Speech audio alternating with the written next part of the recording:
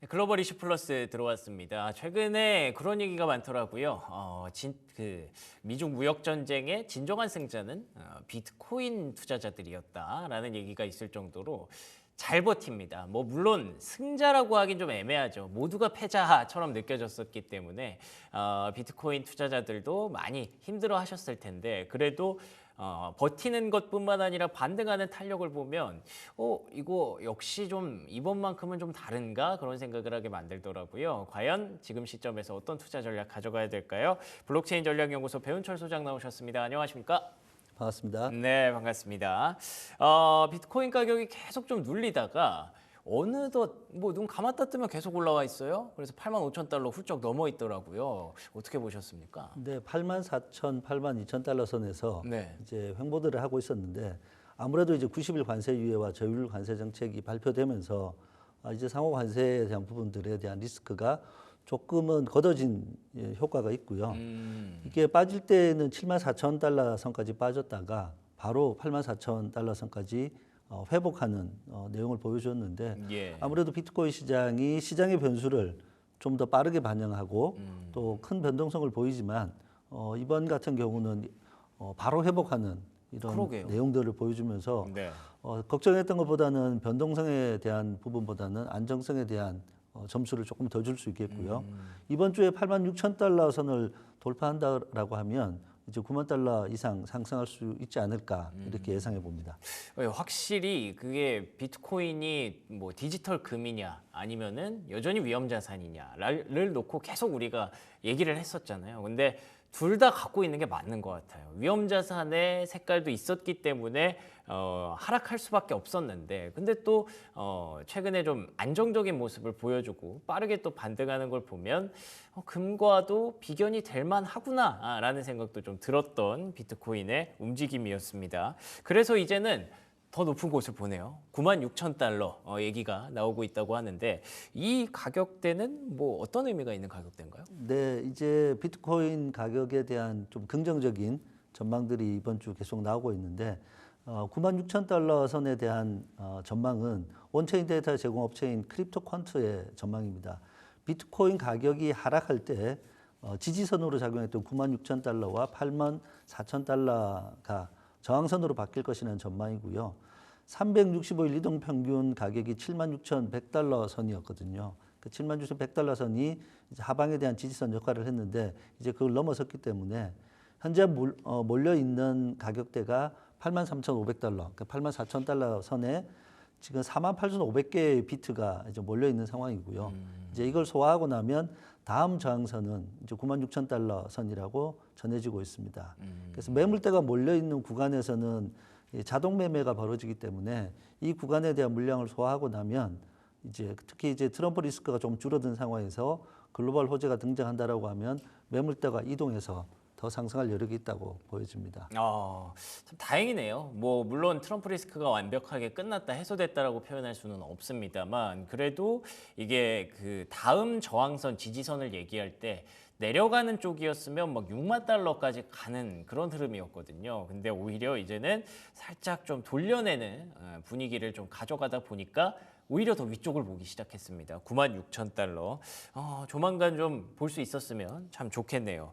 근데 이게 여기까지 하면은 뭐 그러려니 할 텐데 180만 달러 이 얘기는 뭐예요? 네, 네. 국내 이제 크립토 퀀트 전망은 이제 매물대를 보고 전망한 부분인데 해외는 훨씬 더 긍정적인 전망들이 나와 있어서 그렇군요. 조금 뭐 이제 살펴볼 필요가 있는데 예. 180만 달러 전망은 암호화폐 금융 플랫폼인 언체인드의 리서치 디렉터를 하고 있는 조 버넷이 코인텔레그래프와 체인 리액션이라는 라이브 방송에서 전망한 내용입니다. 그래서 2035년까지 180만 달러를 전망했는데 만약 이 전망에 대한 부분들을 뭐 이제 동의한다라고 하면 그리고 우리가 한 비트코인이 2천만 개 정도가 유통된다라고 했을 때 가정해 보면 시가총액으로 약 36조 달러 규모입니다. 예. 금이 현재 21조 달러 규모의 시가총액을 가지고 있으니까 10년 후에는 이제 금을 훨씬 뛰어넘는 시가총액을 가질 것이라는 전망이 되고 이러한 전망에 대한 근거로서 이제 조 버넷은 두 가지 이제 모델을 얘기했는데 이제 비트코인 가치 평가하는 모델은 크게는 이제 패러렐 모델이라는 거하고 마이클 셀러가 얘기하는 비트코인 24 모델이라는 두 가지 모델인데 이제 이 180만 달러는 이제 이 패러렐 모델을 통해서 얘기한 건데 이제 비트코인의 가치가 전통 자산이라고 할 수 있는 주식, 글로벌 채권, 부동산, 금과 같은 자산들과 비교했을 때 시가총액을 어느 정도 가져올 수 있느냐를 봐서 이제 평가하는 모델이고 예, 예. 그 시장이 이제 유입됐을 때 가치 평가를 하는 다양한 부분들을 이제 검토하는 부분들입니다. 그렇게 하고 이제 180만 달러까지 간다라고 하는 부분들의 이제 변수들을 어떻게 반영했는지는 네네. 뭐 자세하게 얘기하지 않았지만 매우 공격적으로 얘기했고 심지어 이제 그 라이브 쇼에는 1,000만 달러 갈까요라는 제목을 붙여놓고 네. 이제 행사를 했었습니다.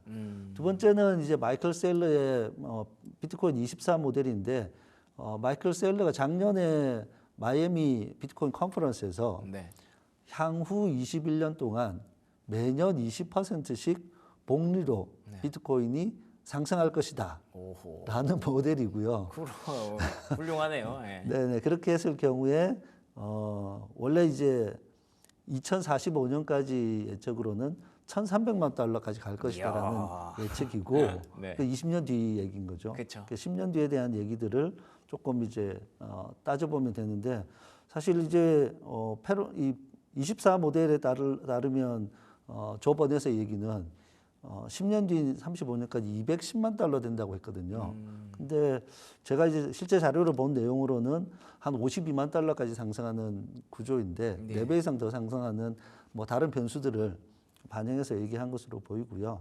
어쨌든 이러한 부분들은 현재 이제 디지털 금에 대한 얘기를 이제 해주셨지만 비트코인의 시가총액은 금에 대한 시가총액과 비교했을 때 약 8% 정도 수준만 대체하고 있는 상황인데 이러한 부분들은 꾸준하게 늘어나고 있는 부분이라서 뭐 지난주에도 제가 얘기했지만 장기적으로는 뭐 금과 디지털 금이라는 입장에서 금 시장에 대한 시장 수요들을 서서히 대체할 수 있는 그런 방향으로 가고 있다라고 보고요.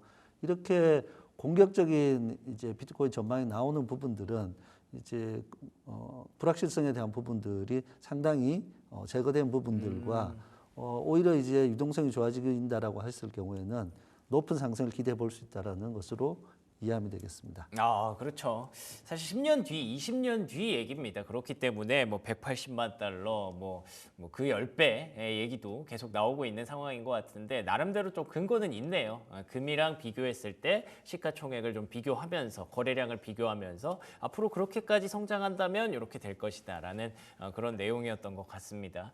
근데 뭐 말씀해 주신 대로 사실 180만 달러 이런 숫자가 중요한 게 아니라 제 생각에도 이제 분위기가 좀 좋아지니까 이런 얘기들을 많이 사람들이 좀 들어주기 시작하는구나. 확실히 투자 심리가 조금 공포에서는 좀 벗어났구나라는 생각으로 받아들이시면 되지 않을까 싶네요. 이 외에 이슈들 몇 가지 좀 살펴보려고 하는데요. 스코틀랜드에서는 학교에서 비트코인으로 수업료를 받는다는 얘기가 있네요. 네, 이게 이제 좀 흥미로운 기사로 등장했는데 스코틀랜드의 헬렌스버그에 위치한 로몬드 기숙학교입니다. 이제 이 학교가 전체적인 수업료가 조금 높은 편인데 파운드로는 3만 8천 파운드 정도 연간 수업료. 그 얼마죠? 한 하루 따지면 약 7천만 원 정도입니다. 네, 비싸네요. 이렇게 돼 있는데 학부모들이 이제 이 수업료를 일부 학부모가 비트코인으로 내게 해달라라고 얘기했고 여기에 또 국제 학부모들이 이런 요청 사항들이 일부 있었습니다. 그래서 학교에서 검토한 이후에 이번 가을 학기부터 비트코인으로 납부할 수 있도록 하겠다, 도입하겠다라는 얘기를 했고요. 흥미롭네요. 네네. 그리고 이제 발표하고 관련된 내용에서는 초기에는 암호화폐 변동률 때문에 이제 납부를 하면 바로 파운드로 전환해서 이제 활용을 하겠다라는 내용이고 비트코인 이외의 다른 암호화폐는 일단 허용하지 않습니다. 예. 이제 그만큼 이제 비트코인에 대한 신뢰성이 있는 것이고 암호화폐로 수업료를 받는 영국 내 첫 번째 사립학교라는 주장을 하면서 비트코인 도입이라는 것이 독립적인 사고와 혁신을 중시하는 학교의 정신에 부합한다라고 설명을 했고 이게 암호화폐로 받는 거다 보니까 아무래도 이제 자금 세탁 방지라든지 세금 규정 등에 대한 금융 당국의 규정들은 철저하게 준수하겠다라고 밝혀놓고 장기적으로는 이제 학교에서도 이 비트코인을 받았을 경우에 전략적 자산으로 준비하겠다. 그러니까 이걸 가지고 있으면 훨씬 더 수익률이 좋기 때문에 이제 미국에 있는 학교들은 기부받은 금액들 일부를 암호화폐에 투자하고 있는 것이 있는 것처럼 준비금으로 구축하는 방안도 모색하겠다라는 이 내용들은 참고할 만하고요. 이제 우리가 이제 조기 대선 정국에 있는데 차기 정부에서도 이제 한국에도 해외 유학생들이 많이 오기 때문에 예. 해외 유학생들이 수업료나 등록금을 비트코인으로 납부할 수 있도록 하는 방안들을 좀 제공해 주는 것도 어떨까라는 생각들을 해볼 수 있었습니다. 그렇군요. 그리고 또 스트래티지에서 비트코인을 추가로 매입한다라는 얘기가 있는데 여기는 뭐 계속 사고 있는 거 맞죠? 네, 뭐 스트래티지가 어제 매입을 했습니다. 4월 13일 날 마이클 세일러가 X에 주황색점에는 관세가 없다라며 관세 정책을 한번 비꼬았고, 그리고 어저께 비트코인 3,459개를 개당 82,610달러에 매수를 했습니다. 어제 그 대강 시장 가격으로 보면 시장가는 84,500달러 수준이니까 조금 좋은 가격으로 이제 OTC로 거래를 했고요. 이제 스트래티지가 보유한 총 비트코인의 개수는 53만 1,644개. 와. 이고 평단은 67,556달러니까 예. 사실 평단이 뭐 아주 낮은 건 아니지만 네. 지속적으로 매수를 하고 있고요. 그렇죠. 스트래티지가 비트코인을 매수했다라는 뉴스는 이제 비트코인 매수에 대해서 고민하시는 분들에게는 뭐 매수에 참고할 만한 이벤트로 볼 수 있습니다. 예, 그렇겠네요. 스트래티지는 뭐 계속 사고는 있었습니다만 그래도 6만 달러대 어떤 평균 단가를 유지하고 있었는데 지금도 또 계속 모으고 있다는 점에서 시장에 또 나쁘지 않은 그런 내용이 되는 것 같습니다. 근데 여기서 악재가 하나 발생한 게 제2의 루나 사태라는 얘기가 있어요. 이거 어떤 내용이에요? 네, 지난 이제 13일 일요일 저녁에 만트라 코인, 이제 OM 코인이라고 하는 코인이 예. 거의 3시간 만에 93% 정도가 폭락하는 예. 사태가 벌어져서 이때 다들 주목을 하고 있고, 이제 이 만트라 코인은 실물 자산을 블록체인 기술을 접목해서 토큰화하는 걸 목표로 하는 블록체인 프로젝트였고, 작년 10월 24일 날 메인넷을 출시했습니다. 상장돼 있는 해외 거래소는 바이낸스, OKX, 비트겟이고 국내 거래소에는 코인원에 상장이 되어 있습니다. 예. 상대적으로 코인원의 가격은 크게 많이 빠지지 않은 것으로 제가 봤는데 이번 사태로 약 9조 원 정도의 금액이 날아갔고요. 여기에서 이제 코인 텔레그래프나 레딧에서는 이제 개발자들을 중심으로 한 러그풀이 아니냐라는 얘기가 있는데 JP 멀린 이 만트라 코인의 CEO가 X에서 계속 대응을 하고 있거든요. 이번 가격 급락은 특정 이제 거래소에서 이 만트라 코인 가지고 있는 계정의 강제 청산을 통해서 발생한 사건이고 뭐 재단에서 보유하고 있는 코인은 팔지 않았다라는 얘기고, 이제 이 부분이 어떤 거래소인지 이제 밝히라는 댓글들이 있었는데 이제 정확한 내용들을 파악해서 이제 엑셀을 통해서 이제 공개하겠다라고 얘기하고, 여기 뭐 해결을 위해서 바이낸스랑 협력도 하고 있는 관계인데, 아무래도 이제 비트코인이 이제 조금 다시 상승하고 있는 이 상황에서 알트코인 쪽에서는 좀 좋지 않은 뉴스로 볼 수 있습니다. 그러네요. 항상 이 비트코인 얘기하면은 그래도 좀 괜찮습니다. 좀 뭐 긍정적인 부분들이 많습니다. 이런 얘기들을 드릴 수가 있는데 알트코인 쪽에서는 뭐 사건 사고가 계속 일어납니다. 이번 사건이 뭐 루나 사태처럼 커지지 않기를 바랄 뿐인데 앞으로도 계속 이슈 팔로우업을 한번 해봐야 될 것 같고요. 국내로 얘기 들어와서 보니까 업비트가 이제 하나은행과 손을 잡는다는 얘기가 있네요. 이 부분은 이제 현재 파트너로 되어 있는 K뱅크와 예. 올 10월 달에 이제 종료가 되니까 그래요? 네, 10월 달 종료되는 거에 맞춰서 계속 연장할 것이냐 아니면 다른 주 은행으로 또 교체할 거냐인데, 이런 얘기가 나온 배경은 이제 빗썸이 작년에 NH농협은행에서 네. KB국민은행으로 바뀌었죠. 바꾼 다음에 예. 뭐 가입자라든지 월 방문자 수가 큰 폭으로 좀 증가했던 부분이 그래요? 있습니다. 네. 근데 상대적으로 K뱅크가 인터넷 뱅킹을 잘 하면서 이제 젊은 층들이 이용하기 좋은 네네. 그런 부분에서 상당히 업비트가 수혜를 본 부분들도 있거든요. 그쵸. 그래서 하나은행으로 가는 부분들이 뭐 그렇게 갈지 모르겠는데 이제 그런 경쟁사들하고의 관계에서 얘기가 나오는 것 같고요. 흥미로운 점은 지난 4월 9일 날 주요 은행장과 국민의힘 의원들이 간담회를 했을 때 예. 정진환 우리은행장이 1거래소 다자은행, 제가 여기서 여러 번 얘기했던 1거래은행 다자은행에 대한 안을 필요하죠. 예. 제안했다라고 했는데 뭐 이런 어떤 은행으로 바뀌냐 이런 이슈보다는 오히려 이제 다자은행 방법으로 풀어주는 것이 훨씬 더 이용자 입장에서 좋고 거래소 입장이나 은행 입장에서도 조금 더 자유로운 경쟁 관계가 될 수 있지 않을까라는 측면에서 고려해 볼 수 있겠고요. 이제 국내 가상자산 거래소 회원이 5대 거래소 업비트, 비썸, 코인원, 코빗, 고팍스 기준으로 하면 1,600만 명을 돌파했습니다. 예. 물론 이제 회원 중복 합산이 되어 있긴 한데 작년 3월 기준이 1,400만 명이었고 작년 11월 기준이 1,500만 명이었는데 약 5개월 만에 다시 100만 명 정도가 늘어났다는 것은 그러네요. 이 가상자산 시장에 대한 정부의 정책이라든지 변화들이 중요한 정책으로 다뤄져야 된다는 것을 다시 한번 알 수 있습니다. 아, 그렇죠. 이게 계속 투자자가 많이 늘어난다는 건 정치권 입장에서는 유권자들이 이제 비트코인 가격에 민감하게 반응을 하고 있다. 비트코인 정책을 계속 보고 있다라는 뜻이기 때문에 우리가 계속 이쪽에서 어필을 해줘야 됩니다. 그래야 제도 개선도 좀 일어날 수 있는 그런 나비 효과가 좀 될 수 있겠죠. 그러면은 최근에 비트코인 가격의 전반적인 흐름이 사실 어떻게 보면은 계속 거기에 머물러 있는 게 네, 맞잖아요. 네, 네. 8만 달러 부근에서 계속 움직이고 있어서 저희가 뭐 이렇다 할 그런 얘기를 드릴 게 많이 없었는데 이럴 때 투자자분들이 꼭 할 수 있는 그런 투자 전략이 뭐가 있을까요? 네, 여기서 중요한 부분들은 이제 관세 정책에서 90일 관세 유예가 됐지 않습니까? 예. 그럼 4월 중순이기 때문에 그럼 7월 중순까지 가는데 그렇죠.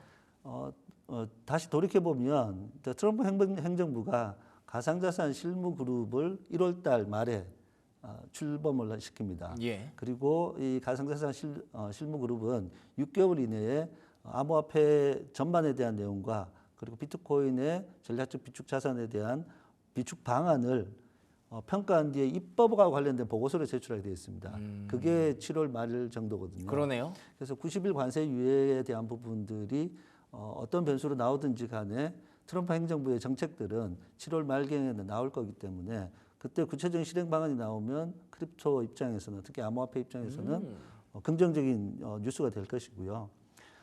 비트맥스 설립자인 아서 헤이저 지난주에도 말씀드렸던 사람인데 미국 연방준비제도 이사회가 공식적으로 양적 완화를 허용한다고 할 경우에는 올해 말까지 25만 달러까지 오를 수 있을 것으로 예측을 했고요. 예. 아서 헤이즈는 기본적으로 이제 유동성에 대한 부분들이 이제 가격을 지금 억제하고 있다고 해서 유동성 문제가 해결되면 자금이 몰릴 것이다라는 예측을 했고 앞서 얘기했던 언체인드의 조 버넷이 재밌는 얘기를 했는데 비트코인 상승장은 대중들의 관심을 불러일으키지만 비트코인 하락장은 장기 투자자들의 비트코인을 늘린다. 이런 얘기를 해서 예. 조금 더 이제 비트코인에 대한 투자 비중을 조금 늘려봐도 좋지 않을까 하는 시점입니다. 알겠습니다. 오히려 이런 하락장은 비트코인 장기 보유자들의 배를 불려주는군요. 우리도 그걸 좀 따라갈 필요가 있겠네요. 지금까지 블록체인 전략연구소 배훈철 소장과 얘기 나눠봤습니다. 오늘도 좋은 말씀 고맙습니다. 고맙습니다.